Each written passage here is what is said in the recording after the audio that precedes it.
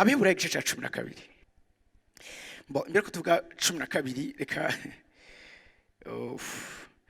tuvuga Abiheburayo igice cya 11. Usoma dore ku murongo 32. Imbere kusoma turage kuvuga ibijyana no guturika kw'ikanguro. Explosion du réveil. Tugiye kuvuga ikanguro rigiye guturika mu buzima bwacu. Tugiye kuvuga ibihe bidasanzwe bigiye gutuma ubuzima bw'umuntu wese ari muri kino kibanza buhinduka ukundi. Uyu munsi ndagomba ndabahe igicapo c'ikanguro. Uyu munsi ngomba umuntu wese yaje muri kino kibanza ave hano avyumva neza yuko ategerezwa kuba mu ikanguro, kuko nico Imana yakuremeye igihe nk'iki. Urazi imisi yose iyo Imana izana abantu, iyo irungika abantu hano kw'inosi, hariho mission iba specific iba yateguye. Hama nta musi numwe izo mission zikora. Misi yose Imana isizeho igikorwa yamihagurutsa no kugikora. Ndizera ntakekeranya yuko ibihe nk'ibi aho Imana ibivuga ivyatagura muri muhemu wayo, mu bisagara, mu mitima y'abantu, ahantu hatandukanye, yuko ikanguro rigiye kuba canke ririko riratutuza niryo kanguro rya nyuma isi igiye kumenya. Uko twegeye imbere imisi mibi iruza kwegereza, ariko mugabo kandi ivyo ni ibimenyetso twawe nk'ibizo marka ukugaruka k'umwami wacu. Yesu nashobora kugaruka, inzamba nishobora kuvuga, inzamba twiteze kumva ni inzamba y'umwimbu mu buryo ufatika, ni inzamba y'umwimbu mu buryo rusangi. Iyo bavuza inzamba mu gihe cya kera, munyumvirize neza, iyo nzamba hari inzamba ya marka ibihe vy'iyimbura, mugani igihe ryaba ari iyimbura ry'umwaka wose, naho nyine hari inzamba yavugwa. Uyu munsi tuvuga umwaka turimwo si umwaka wa 2022, ivyo ni bizayi na kronos z'abantu, ariko mu buryo bw'imwemu umwaka turimwo ni umwaka wa nyuma, aho tugiye kwimburira Imana ivyimburwa vya nyuma. Nico gituma ndaze kubabwira aba aja badasanzwe Imana igiye gukoresha mu gihe nk'iki. N'abantu bibaranga nibura kigongwe kubijana ibikorwa vya Satani. Birivuga ngo icyacu umwana w'umuntu ahisurwa kwagira ngo asangangura ibikorwa vyose vy'umugwanizi. Iyi kanguro riko explose muri uburyo dusangangura ibikorwa vy'umugwanizi. Icura kumva dutorera umuntu Satani ari karagira nabi. Tuba tuvuga ibijanye n'ikanguro. Igihe cyose mutazo kuma ariko navuga ivy'ikanguro, muze mumenye ko apotre ya Devi, apotre atakiri apotre, kuko ibingize ni kanguro. Icyacumye mvuka rukumuho vivariste, icyacumye uviriza mbesonzi uyu munsi sikindi nimuze murondera ibindi, ni kanguro, kuko ikanguro niyo nyishu y'Imana ku bibazo vyo mwisi.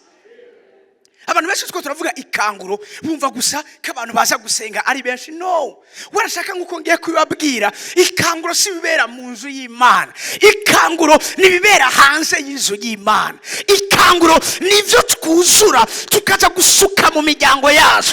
Ikanguro nuko tuzana ibitangaza hanze. Ikanguro nuko twafeta ama economy y'imiryango yacu. Iyumvire Yesu arobesheje amafi menshi, twe tubona guseka igitangaza yakoze, mugabo kijya gitangaza cyacumye ibize n'ivy'uburyo bwisununura. Abantu bararose uburyo bashobora gutera imbere kubw'igitangaza Yesu yakoreshejwe. Yesu ko turavuga ikanguro nuko umviriza ikina gitawi hakiri kare. Hariho langage abapagani bumva. Burya iyo umuntu yakangutse cyangwa umuntu ari mu ikanguro amenya imvugo y'ikintu cyose, amenya uburyo yitwara ahantu hose. Ndi ngaha nzobabwira ivyamwemo, nzobabwira ivyo kuvugishwa, nzobabwira ivy'ijambo ry'Imana. Mugabo ushitse hanze kuza kubwira umuntu ngo ihane, Yesu asahindura ubuzima bw'iwawe, hari igihe bitumvikana. Hari igihe inzira tumenyere dukoresha nico Yesu yabwiye abigisha be, ariko abacira umugani ku bijyanye n'uwari yateguye amazimano. abonye bataje yabwiye ngo nimugende mu bisagara, nimugende mu mayira abiri, nimugende mu masoko, mukoresha uburyo bwose bushoboka, muzana abantu benshi baze kumaza Imana. Ikanguro n'igihe dufokusa abantu mu buryo butandukanye bw'uko baza ku Mana. Hari uzoza kubera abonye urukundo umwereze, hari uzoza kubera ko wamugaburiye, hari uzoza kubera yuko umvise wamugiriye neza. Bose ntibazoza kubera ko twabakonvense n'amajambo turiko turavuga. Hariho langaje isi yumva, hariho langaje abantu badakijijwe bumva. Iyo nayo si yindi, nibikorwa bigaragara. Sivyo kwizera gusa, ni kimwe yakubavuga. Ukwizera kutagira ibikorwa kuba gupfuye. Kuza kumbwira ngo izera Imana kugaburira no kumubwira ati akira ufungure, sico kimwe. Uburyo tugiye gukoresha muri explosion y'ikanguro, tugiye kuvuga ku kwezi, harimo gukoresha inzira zose zishoboka ku buryo umuntu wese yumva yifuje Imana yaje. Nta namwe nigera mbona Daniel yigeze abwira umwami ngo yizere Imana yiwe ya Isirayeli. Nta na hamwe. Mugabo comportement yiwe, uburyo yarabayeho, ingeso ziwe zararesha umwami kwifuza kumenya Imana yiwe. Siriko muri ko muranyumva, siriko muri ko muranyumva. Wa mugore w'umusamariyakazi Yesu abwira ubutumwa kw'iriba rya Yakobo, ntiyagiye kuvuga ibindi, no, yakoresha uburyo asanzwe akoresha. Mu mwanya muto yabazanye igisagara cyose Samariya kuri Yesu. Hari uburyo butandukanye buri muri twebwe, ariyo malangaje tubiza gukoresha kugira ngo abantu bumve ivyo tuko turavuga vy'agakiza.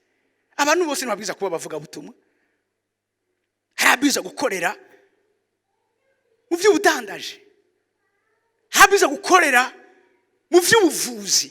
Nta kintu kiryoshe nk'umuganga akwitayeho, muga akakwitaho asenga, akakwitaho akubwira amajambo meza. Uvuga no, hari ikintu adegaje, hari odeur adegaje, ukifuza kumenya igituma ameze gutyo. Sinzose ukarabwa asanga yarahuye n'Imana, akubwiye atari hano usengera ushaka kuzoza umusube tukajana, ntushobora kwanga parce que yarakweretse icaho hano hamumariye, kuko nawe hari ico camumariye. Birumvikana ivyo ndiko ndavuga, birumvikana ivyo ndiko ndavuga.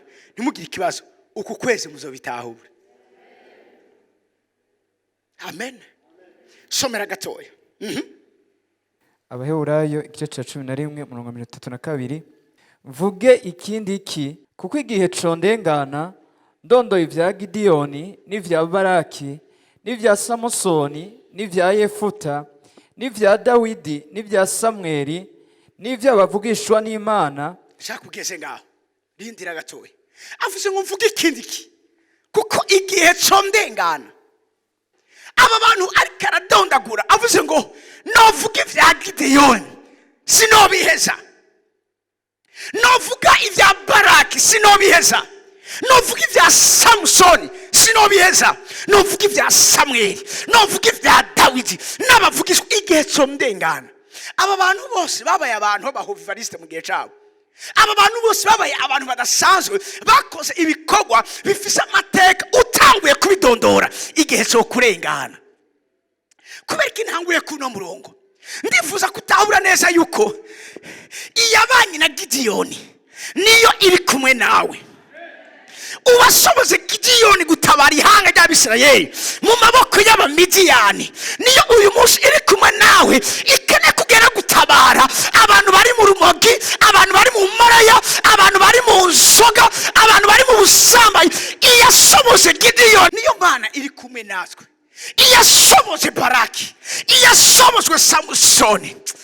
Oh my goodness. Samusoni igihe cyose mpemu Imana ataba ariko arakora kuri we, yari umuntu ari ordinaire, yari umuntu asanzwe. Ariko igihe cyose mpemu Imana yamanuka, Samusoni yaswa kuba umuntu asanzwe, yagira inkomezi zireze ivyo gutabura k'umwana w'umuntu, yakora ibikorwa usize mu bwenge bwawe udashobora gutahura.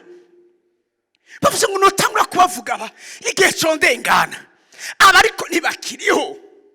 Aba uyu munsi ni icyitegerezo cyacu cyuko utabwiza kubaho ubuzima ubwiza ata impact muri ko buragira ngaha mu inosi. aba ni ikigwa cyacu n'abigisha bacu batwibutsa neza yuko umviriza ntitwaze guherekeza abandi. Izina ryawe rirashobora gusokoroka mu yandi mazina yandi avugwa. Izina ryawe rirashobora kumenyekana biciye mu bikorwa ugiye gukora kuruta ayandi mazina yandi. Uribaza Imana itanga Yesu akaza agapfa akivuga birakwiye ko ngenda kugira ngo data ashobora kubarungikira ubushobozi bwashoboje gukora ibyo nakoze, ubwo bushobozi bukaza ubuzima bwawe bukaguma buri kwa kundi uri kurahomvya Imana.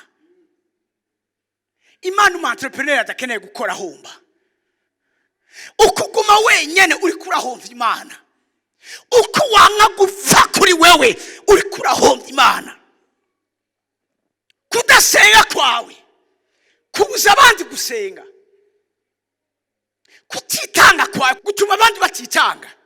Ibiba ku bandi niba byabaye kuri twebwe, niba byahereye kuri twebwe, kuko hari umuntu yamaba imisozi inkomoko y'ikintu. Kugira uyu munsi tuba turiko turavuga ivyo turiko turavuga, hari abantu babaye abawuteri, hari abantu babaye inkomoko yavyo. Ivyiyumvira ama ideology umunsi ari mu isi, hari ababaye abaprecurseur bavyo. Uyu munsi Imana ikera kubwira nawe bageze ku izina ry'iwawe, bakene kuvuga ivyo wakoze, uburyo wagendanye n'Imana, uburyo wakoranye n'Imana, igihe kibarengane. Numva meni yawe muri kiro kibanza igihe combinga ntangwe kudondagura mvuga ivyo abantu bakoze. Aba bose umuntu wese agiye kuvuga ico yakoze ni seminaire itohera. Imana ishimwe cyane. Bavuze ba Yefuta arafise amashanse yose yukunanirwa mu buzima, kuko nta kintu kimwe kigeze kimutwengera. Bisiga ngo hari igihe du force réussite mu buzima bwacu. Hari igihe umuntu avukira mu bihe byiza vraiment, nk'umuntu ari muri ishengero ari mu bihe byiza vraiment. Mugabo hari abandi kugira ngo bashobore kuba muri ivyo bihe byiza bisaba kuba mena umushike, bisaba kuba mena ibisika, kuko hari igihe uba ahantu ijambo ry'Imana ribimboneka rimwe. Hari ahantu ugenda ubwiza bw'Imana iyo bugaragaye abantu bakabirimba kuko ntibikuze kuboneka kenshi. Hari ahantu ugera kwirubona umuntu yuzuye muhemu yera biba rimwe mu myaka 50. Ariko uyu munsi nifuza ngo wewe wavutse mu bihe nk'ibi ugende force ivyo ahandi bitari, mu izina rya Yesu Kristo wageze ibintu bihinduke. Ku murongo wa 33 baheshejwe no kwizera gutsinda abami. Baheshejwe no kwizera gutsinda abami. Iyo bize kwizera umesema gusa no kwizera. Uko kwizera bariko baravuga ngaha, bariko bavuga kwemera Imana mu buzima bwawe, bariko bavuga kwemera gukorana n'Imana, kwemera kurongorwa n'Imana, kwemera gushobozwa n'Imana. Nico bariko baravuga ngaha. Bakuye amaso ku bindi, cyo hari bigirwa Imana bindi byinshi abantu basenga, mugabizera Imana batabona kandi ari byo babona. Abandi bavuga kari Imana baravyanka, bemera Imana batabona. Bivuze ngo baheshejwe no kwizera. Hituri ngaha abatarakizwa muraza gukizwa, ariko benshi muri ngaha mwarakijijwe. Vuga ngo namwe uko kwizera kuri muri mwebwe. Umvise cyo icyabaye ngo baheshejwe no kwizera gutsinda abami. Mu Kirundi bavuga ngo gutsinda abami, mu Cyongereza bavuga ngo gutsinda ubwami. Apana bumwe, kingdoms. Gutsinda ubwami, gutsindwa yavuze ubwami n'abantu biyumvira kumwe, n'abantu bavuga kumwe, n'abantu babayeho kumwe, n'abantu bafise umuco umwe. Iyo ugiye kuraba imboregwa n'ubwami zifise kungene zivuga. Imboregwa zose umengo zaciye mu ishuri rimwe, iyo zaborewe zigira ama reaction amwe, bose bafise rangaje imwe. Muranda biyo bantu izo mboregwa iyo ziko zirandika ziposta ku Facebook, bakavuga ikiyeri, bakavuga inzoga, kuruta ukongira umuntu bakazivuga amazina, bakagira imigani bakompoje yo kugira gusa besita abantu. Wevyungo tema baranezerewe kunwizo puta zirabagwaza, zibahukanisha mu miryango yabo, zibatera izindi ngeso barazivuga. Yo ubwo n'ubwami, ubwo n'ubwami. Tema guharika cyarabaye ubwami ku buryo umuntu afise abagenzi baharika abagore babo uviza umenga uwo muntu akomeye neza batamwumva ati nimba bikunanira kudraga tuzokudragira bakamumuzanira ntibumva boryoshye umuntu yumva akunda mugenzi wiwe akumva yomuha umugore wa kabiri yomuhabara terima byarabaye ubwami iyo bari kumwe n'abahabara bavuga amajambo abantu bumva abakaptiva kuruta hariho bigeze kubaza twereke udataha kuko yaguma araba ifoto akabona asubiye kunywa hasura karaba ati none uyu muntu bagiye kurabasanga ni foto iri ku mugore kandi umugore mwiza abo tujya umuntu akunda umugore wiwe ukanywa aguma yumvira ku mugore wiwe naho siko byari biri ntiyagomba gutakura aba ku ifoto akabona aracamubona yavuga ati ntarasinzira uko atanguye kuza amafuru atewe aratanguye gufatwa n'itiro hamagize gute akabana ntababona atubarageze ko nta yasinziriye uribaza ivyo bintu umunsi umwe narababaye nagiye mu muryango ubwana butoya kamwe kazagafata ifoto muri telefone ya mama wiwe karagira kamushira papa wiwe ati papa uyu mama yambwiye kariwe musuma yakwivye mama ndavuze neza umwana atwaye ifoto muri telefone ya mama wiwe abwira papa ati papa uyu mugore uyu mukobwa mama atubwiye kari mu musuma yaje kutwiba wewe ngamurugi wacu umwana mutoya uyu munsi abana sinzi ivyo bariko barakurira mu kubereka hari ubwami buriko burakora ngamwisi hari unigeze kudelivra yari yaramaze abagabo abandi yarambwiye ati uwo turyamanye rimwe siba bikene ko sura kumurondera ni wandondera ati kuko ndafise ubwenge asiva ngo imana amana ntamana yabuguhaye ngo bwukungene fata umugabo kuburyo atawundi muntu yifuza mu buzima bwiwe atari jewe muri ubwo bwami ariko avuze ati abo kubwo kwizera ubu niyo kwavuga ba Gideyoni barapfuye uyu munsi bariko bavuga twebwe turinga twebwe kubwo kwizera kwacu tugiye kunesha ubwo bwami bwose butuma abantu baharika butuma abantu babimpoyegwa butuma abantu basesagura butuma abantu biba icyo tuvuga ikanguro n'ukudobina hejuru y'ubwo bwami nuva meni yayo muri kyo kibanza nuva meni yayo muri kyo kibanza. Hey, komeza uvirize hefu. Walk in righteousness, obtain promises, stop the mouths of lions. No gukora ibigororotse no kuronka ibyasezeranywe no kuziba iminwa y'intambwe ukiri ngaho ibi vyose nibiba mu gihe cy'ikanguro bavuze ngo no gukora inyuma munyumvirize neza inyuma yo kunesha ubwami inyuma yo gutegeka ubwami bwose butava ku Mana inyuma yo kugaza ubwami bwose buri korakora hano muri nosi bavuze ikintu gikomeye ngo no gukora ibigororotse no gukora ibigororotse ntidushobora kuvuga ngo turi mu ikanguro atabikorwa bigororotse turiko turakora umugabo adakunda umugore wiwe umugore atubaho umugabo wiwe abana batagamburukira abavyeyi shaka ngo turi mu ikanguro igihe tagamburukira abatuganza par exemple shaka ngo turi mu ikanguro igihe dushobora kwirinda kuziga mu kwera kwacu umbabarire kumenya uko twambara kumenya uko tuvuga kumenya aho tugendera uko murangiza muri kino kibanza ushaka kumbwira ngo uri mu ikanguro ugenda wambaye ubusa mu ibarabara uradutukisha ikinambabaza mugaca muja guposta ku Instagram with Jesus I am more than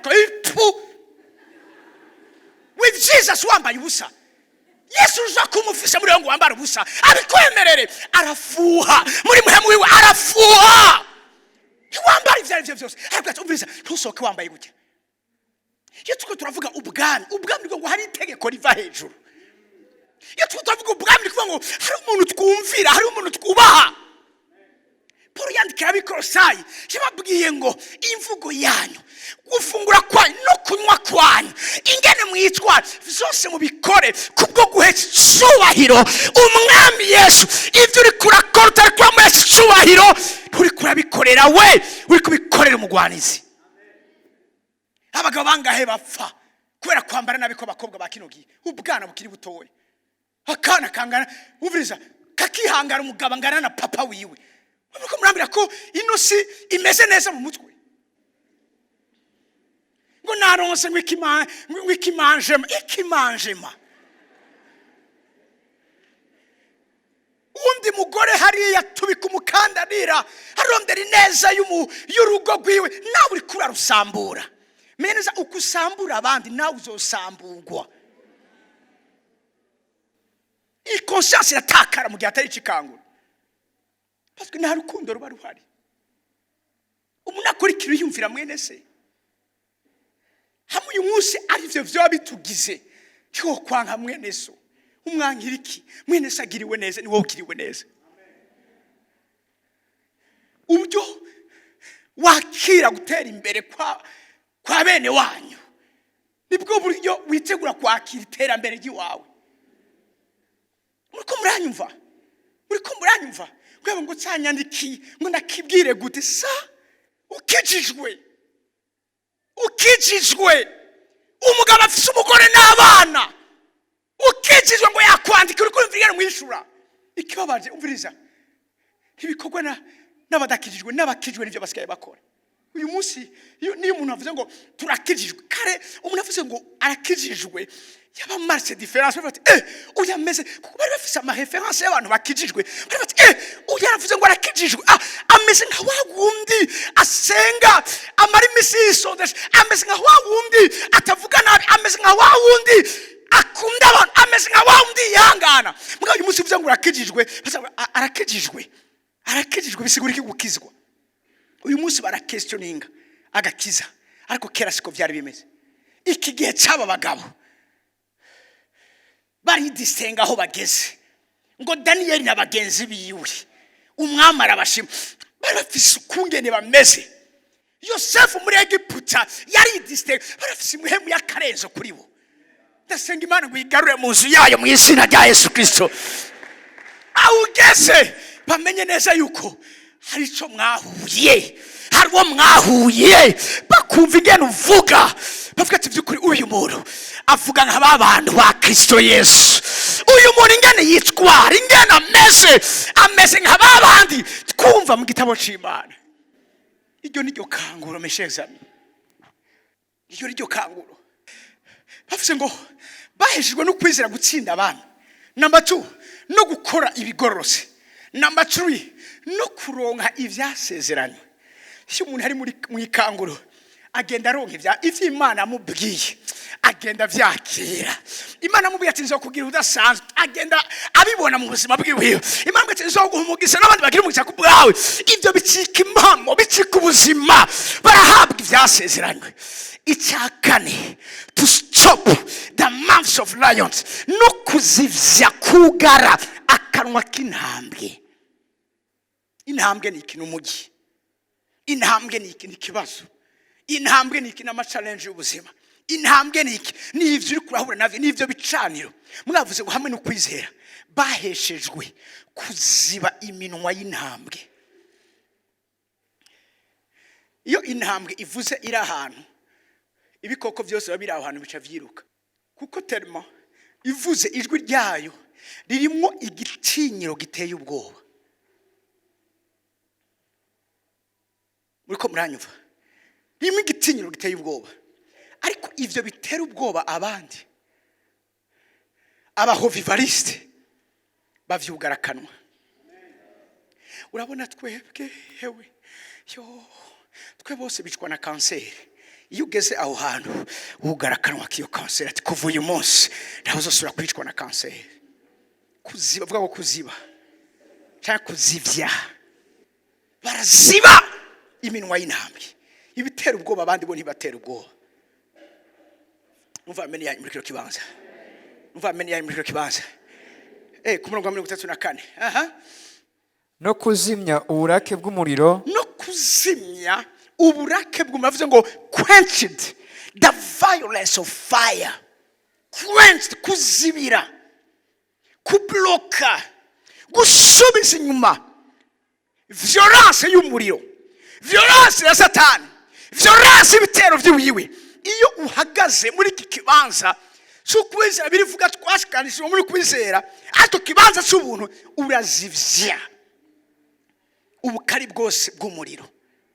Umuriro murabizi ko nta muntu umwe ashobora kurwanya ngo awuneshe.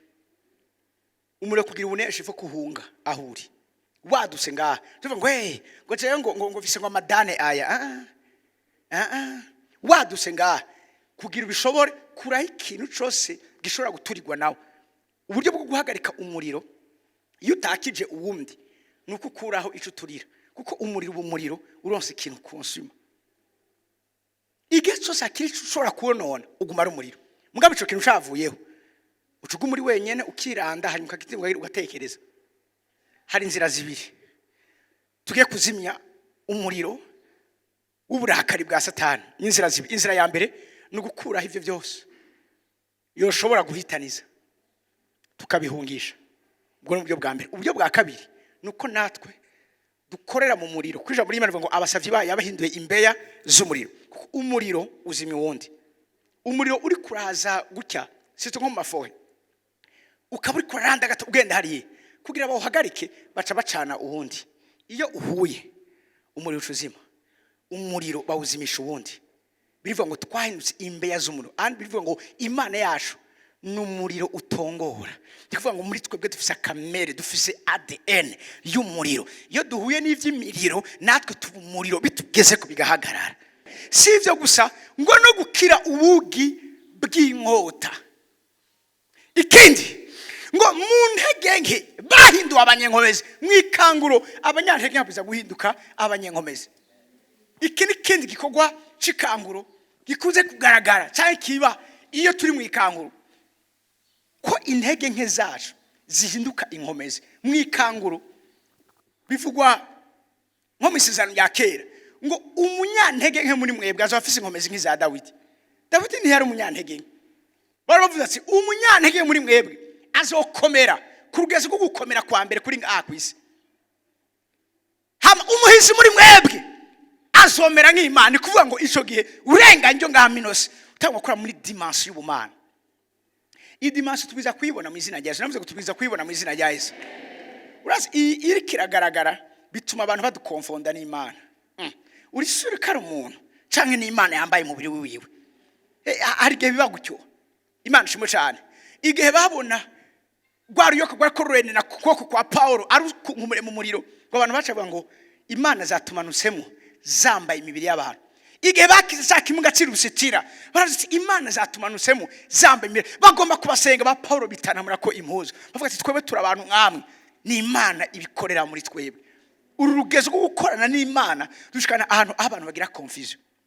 Twibaza yuko Imana yambaye umubiri w'uyu muntu ntaje kwa umuntu asanzwe. Haleluya. Umvirize igikurikira. Becoming violent in battle, soon the flight, the armies of the aliens. Umvirize mu kirundi ngene bavuga neza. no kuba agahebuza mu ntambara. Kuba agahebuza mu ikanguro rikugira umugwanyi. Kuba agahebuza mu ntambara. Nta muntu ashobora kuba agahebuza mu ntambara. Mumbabarire kubera kudatahurwa neza kwa message y'ubuntu bw'Imana. Abantu basiko hamwe n'ubuntu bw'Imana muri dispensation y'ubuntu bw'Imana nta ntambara tugwana. Intambara zose Yesu yarazirangije. Uri sure yahejeje guyiwe?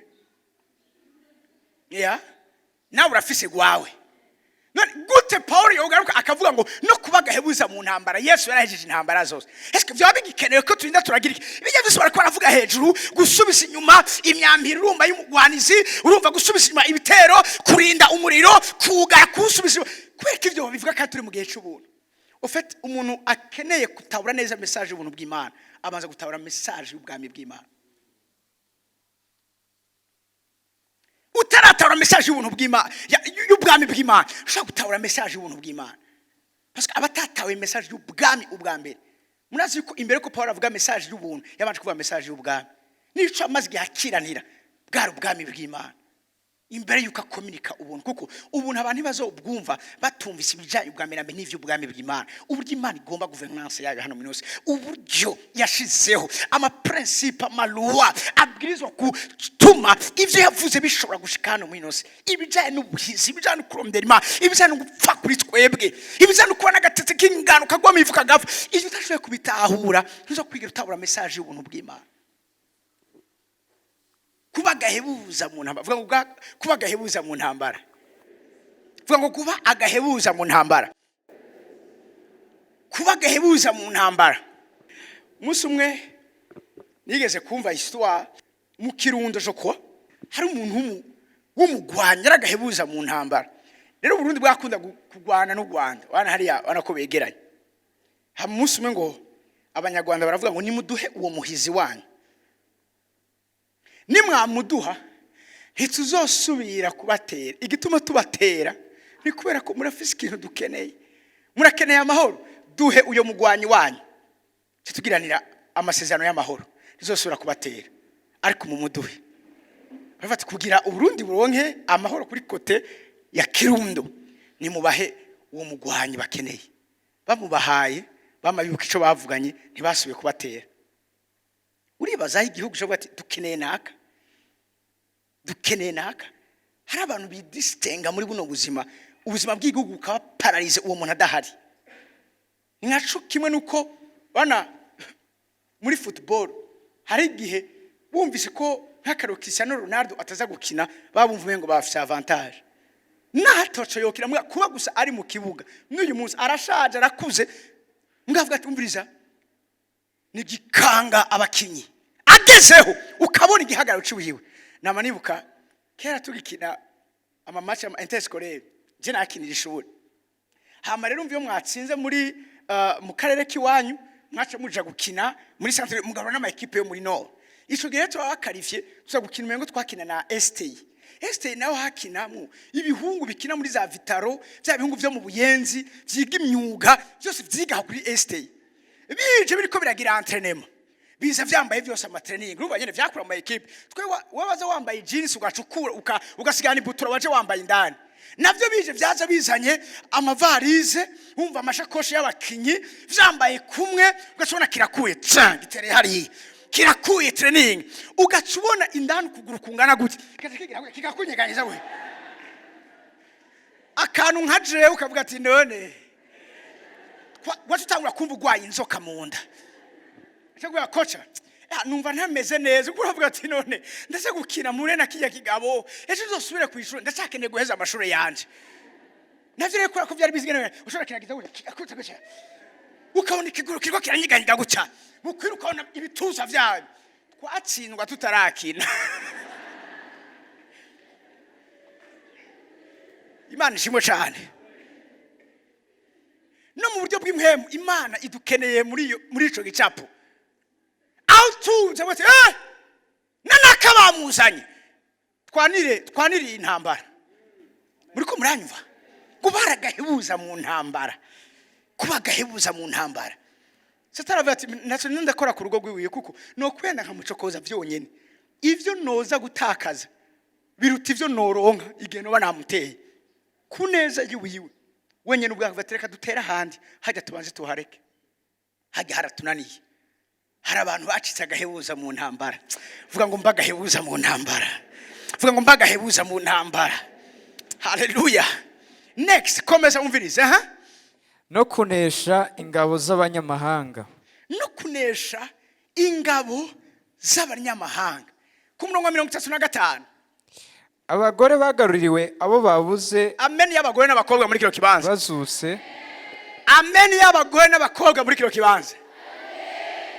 Imbere kusoma uwo murongo genda muri Zaburi ya 68 ku murongo wa 11.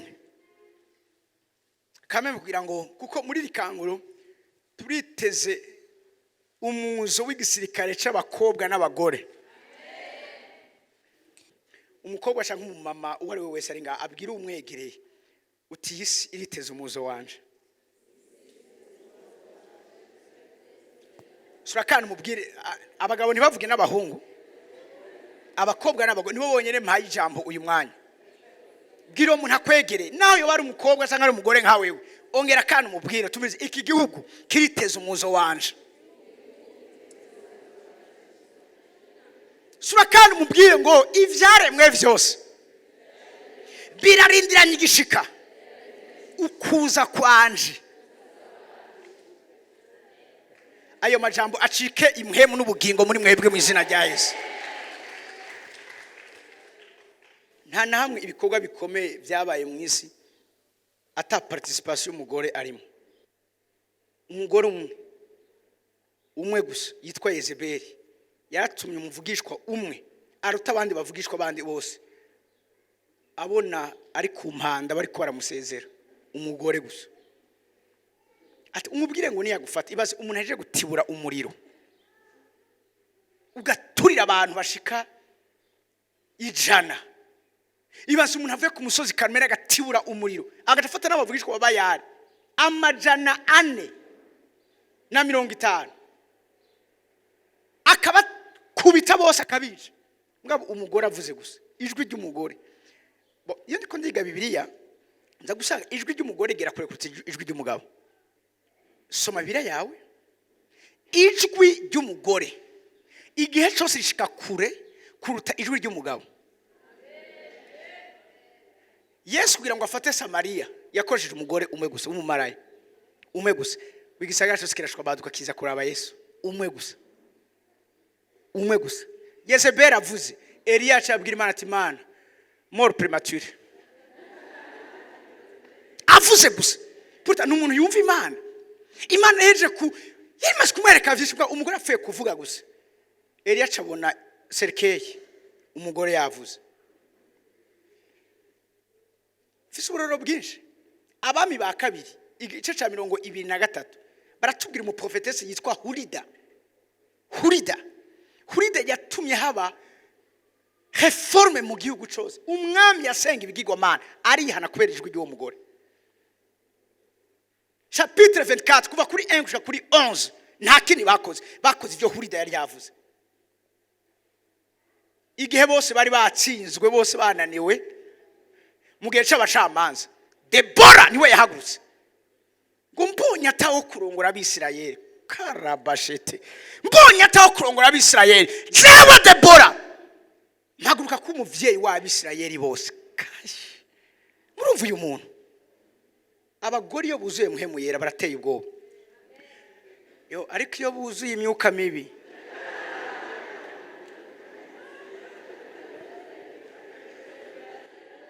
Imana ishibwira umugabo ngo ntugwane. Better for you to not resist. Niki Imana ivuga umugore yamaze kuba ingare Imana ibwira umugabo ngo ugwane nawe ikubwira tumbize urashashaka kubaho yabaye ingare omoka uje kure y'igisagara nturindura nagwana.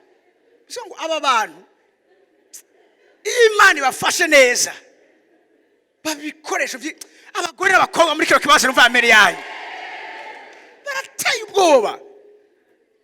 Zaburi 68:11 Umwami Imana yaravuze abagore bakwiza inkuru baba ingabo nyinshi. Vuga kandi ngo ngwiki abagore bakwiza inkuru garuka inyuma gatowe.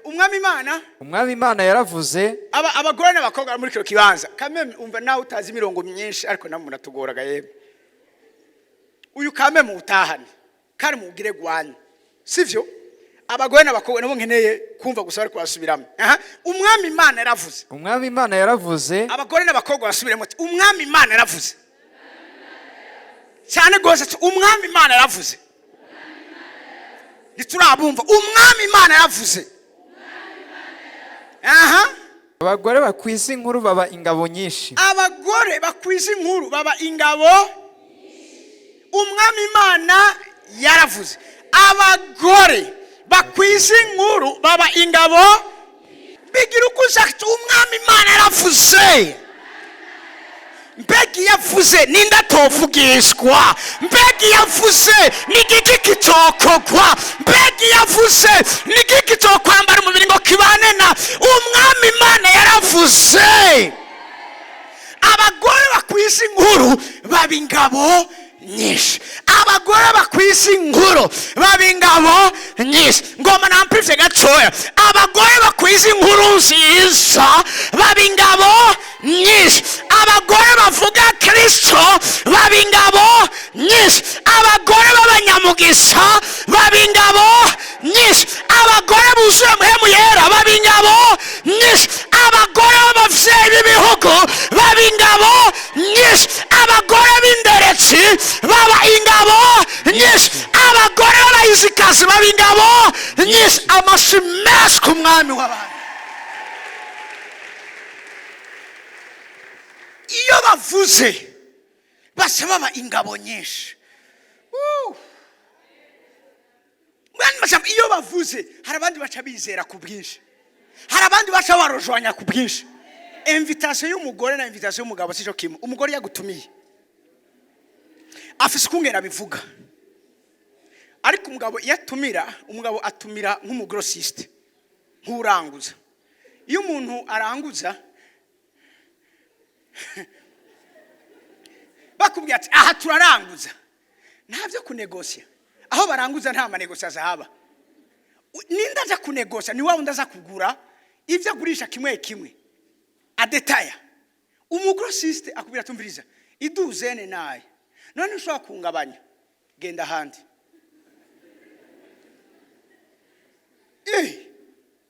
Mugabo wodandaze kamwe kamwe uranegosia kugira ngo uduze umanure uronke, ariko wewe umviriza igihe cyose abantu baza babikeneye baza kubitora iwiwe.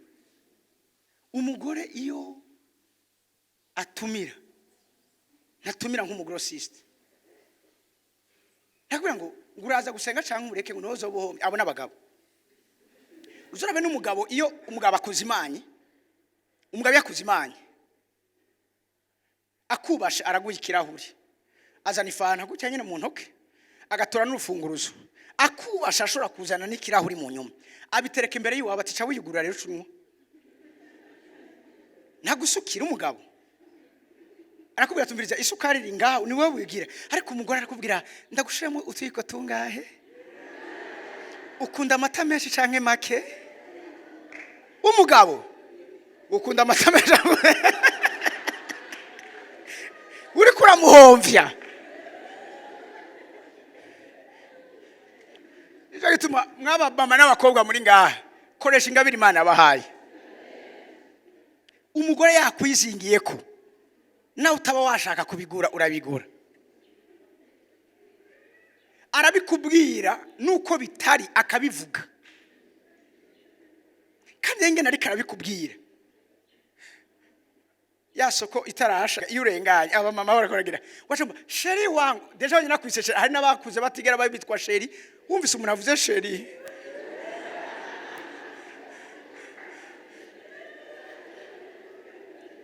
yo mukwe wanje mukwe barafise ngene babivuga, ariko umugabo yamiti ibinyenzi n'ibisuriya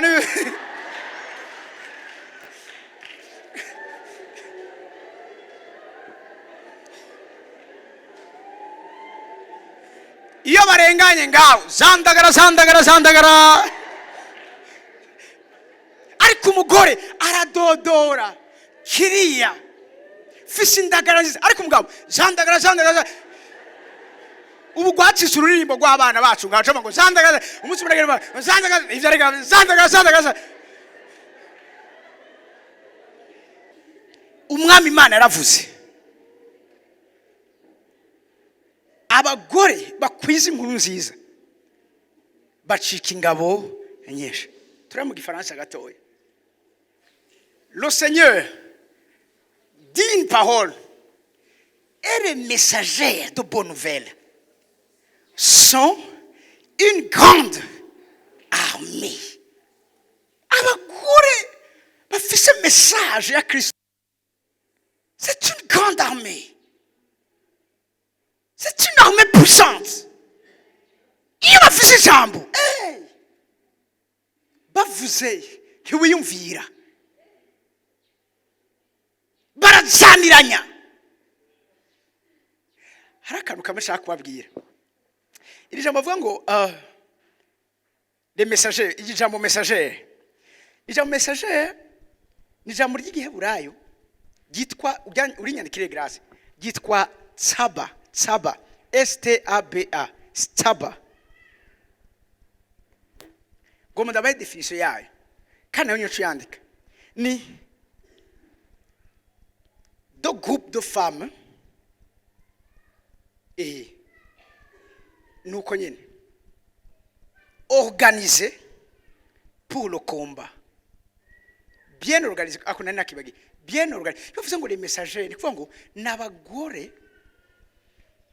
bari bien organisé kubw'intambara niyo definition batanga mu gihe burayi bivuga ngo ni ingabo zitonze urugamba aba bantu turabakeneye mu bihe nk'ibi vy'ikanguro mu buryo bwose Imana ishimwe cyane batonze urugamba bari bien organisé groupe de femmes bien organisé pour le combat Imana ishimwe cyane reka tugarukirize ngaha ariko ibi byose navuze ibikorwa bingahe indwi byashitse kuva kuri 32 sura soma ntaguhagaritse Abaheburayo 11:32 vuze ikindi ki kwigiye condengana ndondo ivya Gidiyoni n'ivya Baraki n'ivya Samusoni n'ivya Yefuta n'ivya Dawidi n'ivya Samweli n'ivyavugishwa n'Imana 33 baheshejwe no kwizera gutsinda abami icambere gutsinda abami no gukora ibigororotse no kuronka ivyasezeranywe no kuziba iminwa y'intambwe no kuzimya ubukare bw'umuriro cya gatanu kuzimya ubukare bw'umuriro